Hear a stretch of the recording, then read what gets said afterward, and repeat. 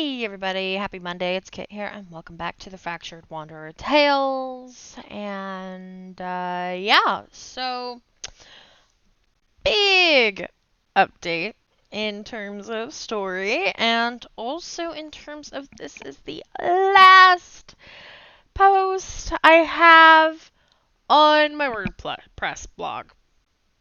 Literally the last one. After that, 100% done with that. Whoa, I have done it. um, yeah, so that, that's the big news. And then story-wise, as you can see, truths come to light. Also big.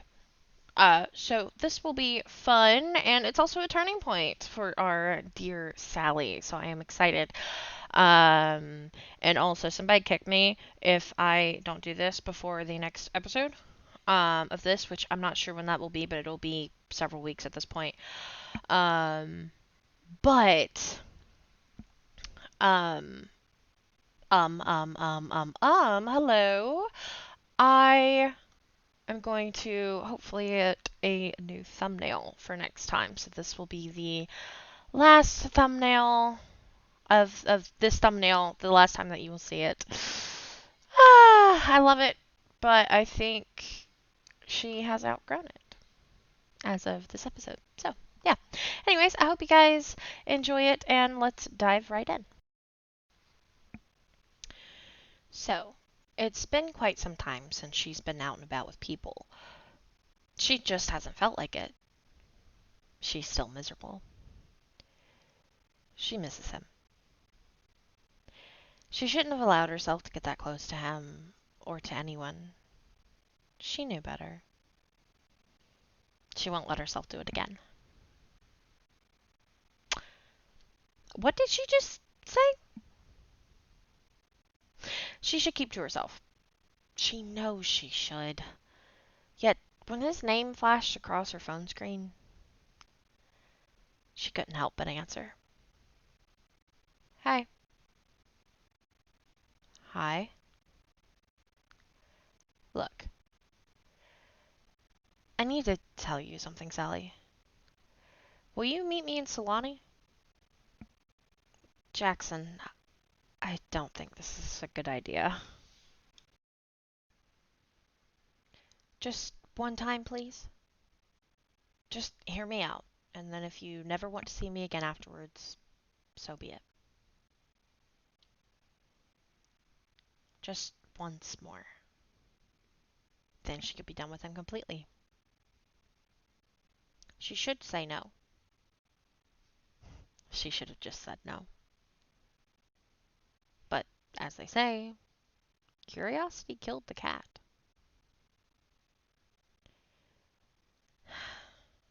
Where in Sulani? So, here Sally is, after following his instructions and paying someone to boat her out here. It's not a cheap trip, but it's stunning here. Now, if only she can find Jaxen and get this over with, she might spend some time here exploring, once he says what he has to say. She eventually found him napping at a bench near a bar.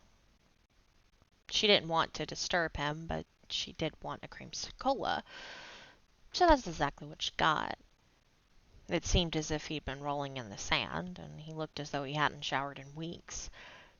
She had never considered maybe he was homeless. Surely not.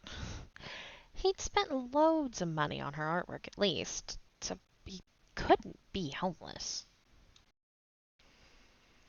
Eventually she walked back over and roused him from his near death-like slumber. Hey, sleepyhead. Wake up. Sally, you're here. He seemed surprised. Yep. And so are you. Are you a beach bum now or something? You haven't showered in days. Or at least washed your clothes. His clothes reeked. He grinned. Yeah, I smell worse than a dung pit, don't I? I'll head back home soon. Just need to wrap some things up here after we talk. Yeah, about that. I'm sorry for pushing the whole papers thing on you. I shouldn't have. It's truly none of my business. It's just Jackson had an odd look on his face, and she knew what he would say next was not said lightly.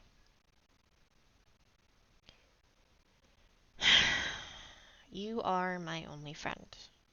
The only one I've allowed to get this close. He grimaced. It's probably a stupid mistake. You'd be better off not knowing me, but... Well, here we are. So... I... Hmm. Words aren't helping me here. What I'm trying to say is... I trust you enough to let you in.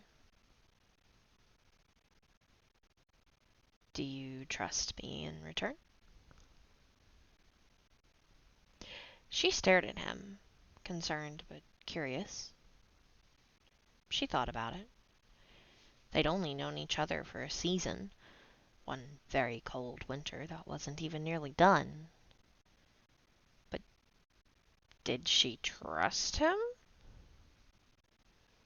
Without a shadow of a doubt, despite her head telling her otherwise.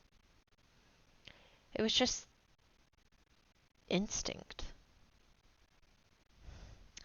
There was something there, with him and with her. So,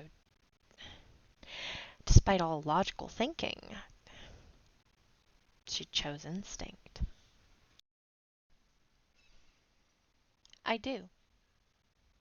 Those words felt heavy and filled with meaning, because that's exactly what they were. He sucked in a deep breath. All right. Well,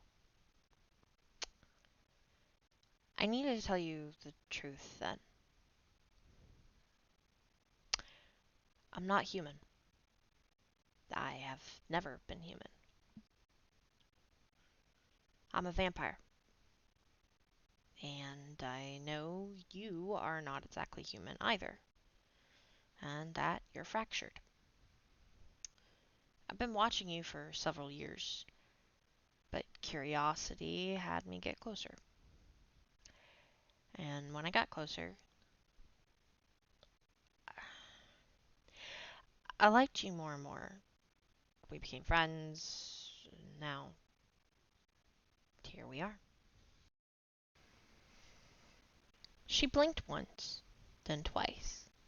She took a swig of her cola and processed what he said. Was she surprised? Yes. Did it make sense? Also, yes. It filled in some holes and opened up more questions. Was she offended or terrified? No. It was as if she had known, deep down, that he wasn't human. Perhaps.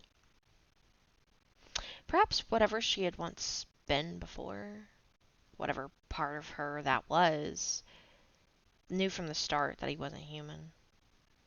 Maybe that's what she had been, once. A vampire.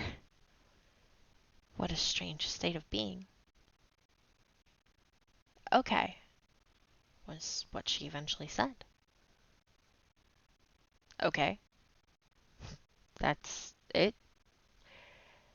He seemed relieved and humored, as if he had expected her to run. Yeah. I mean, I'm surprised, but at the same time not, so okay. It might take a bit of time to get used to the thought, but it was more of what that meant for their relationship. It would all take some thought. Alright. I was expecting you to be more scared, running away, talkative. But this works too. He chuckled, and she drank more of her cola, finally putting down the empty glass.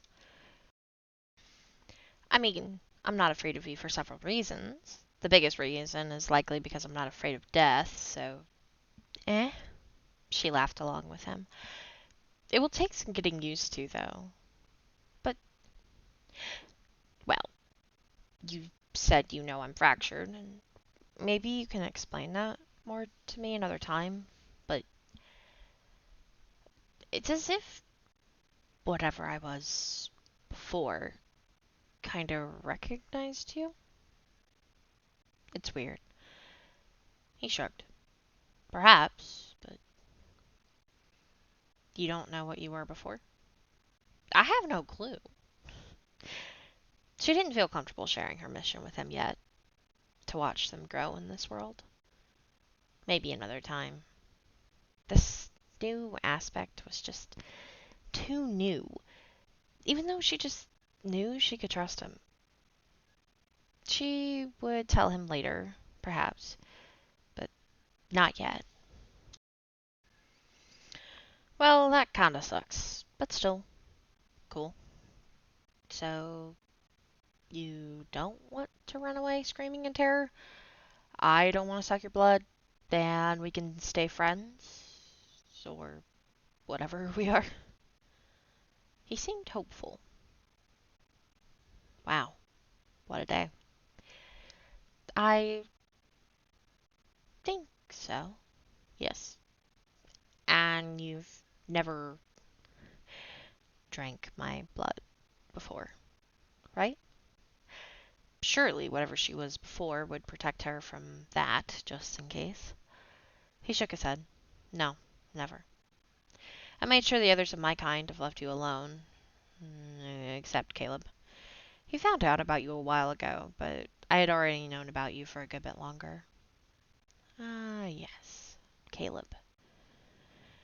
I remember him. He seemed odd, old-fashioned even. Not too mean, though. Yeah, he needs to ditch the coat. He paused for a moment, happy that this had gone over so well. Well, I hate to leave you, but I gotta go finish things. I'll call you as soon as I'm back home. Maybe we can go out somewhere. Like a date or something. See you around, Sally. Bye, Jaxen. He disappeared in a cloud of dark mist, just as the words left her lips. He was in a hurry, but he had taken the time to tell her his truth. And she felt special because of that. So instead of exploring Sulani like she had intended, she made a sand sculpture and pondered on what this all meant. Was it okay that she was friends with a vampire? Would he pose a threat to the Brooks? Could she truly trust him? One thing was for sure. This was not at all what she was expecting to come out of today, and she was looking forward to his call. Man, what a day. Boom! Truths have been shared and dropped indeed. He shared his first. She is still on the fence about sharing hers, but at least the fractured thing is out. Um, Not sure where this leads for them, but just because winter is going to end does not mean that their relationship has to now. Which, I don't know. Do y'all think it's a good thing for Sally and for Jaxen? What do y'all think about this? Let me know. If you want to, of course. Yeah, but Jaxen is a vampire, and which, us readers, we already knew. Us readers, us viewers, us listeners, I don't know. It's really funny writing the story and then posting about it in written format and now rehashing that written format in a video format. um, yeah, but now Sally knows about it too. And he also knows her name isn't really Sally, but, and she's not really quote unquote Sally, but does she really need to have a persona around him now? Good question. We'll find out later. I'm not sure when I'm gonna post this next. I have not seen Fractured Wanderer queue up on the Tumblr just yet. I think what happened is it was like, okay, the winter saga is done. Let me get to spring, which meant, going through all the books and like the winter fest stuff and things. And I was more focused on getting everybody sorted for birthdays and internships for Blaze and also potentially Oscar and him graduating, Case and going off to school. There's actually going to be a decent bit of Case and Marin coming up as well. So life goes on, and that's the thing with the Fractured Wanderer. She stays, she's kind of stagnant in an otherwise moving world, but now she's got a little reason to move as well. She's got someone who is also dynamic but stagnant. Neither of them age, neither of them move on. They stay in the middle of the moving river. They can move with it, but they're not of the river. Does that make sense? That's a very interesting analogy that just came up, and I really actually like that analogy. I don't know. Anyway, I'm blathering on and on and on. But yeah, so for now, let's say goodbye to the Fractured Wanderer. I don't want to. I love her and I love her story. But we got to, and when I say we, I mean me. The only way I'm gonna get to see her again sooner is to get my butt moving on that freaking Tumblr. Oh my god. So that's what I'm gonna go do. So yeah, thank y'all again so very much for watching. I hope y'all enjoyed it. Let me know what you think if you want to. And yeah, don't forget, where the water's slow, legacies grow. Bye!